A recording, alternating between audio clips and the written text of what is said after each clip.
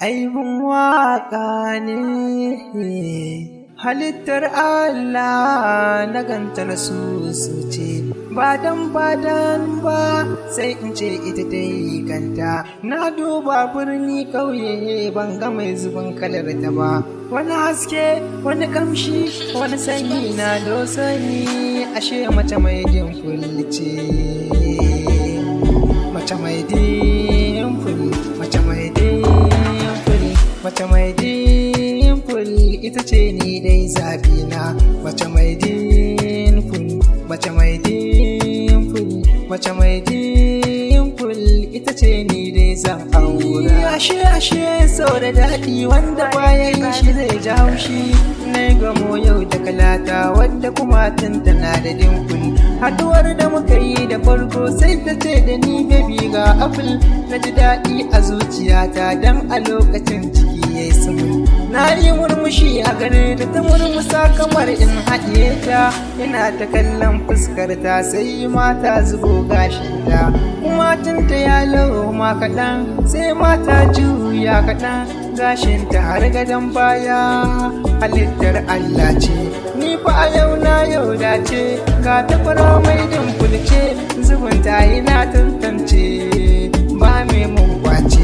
Wanda ka so shi ya so gara daɗi, shi so jinsin sana da faɗi. Ya fi zuma da ke a ya gardi zai sa garin gabaɗi.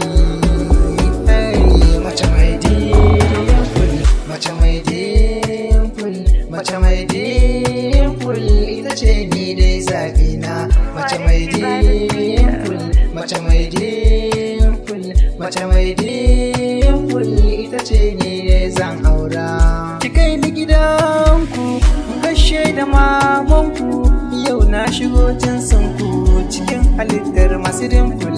A bana aurenki na kawo sadakinki, a ce na zamo naki mahaifi 'ya'ya masu dimful.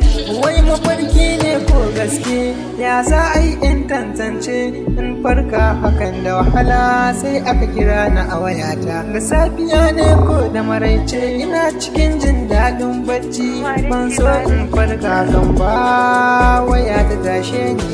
Na so in koma bacci ko zan samu lambar ta, amma hakan ya mun wahala.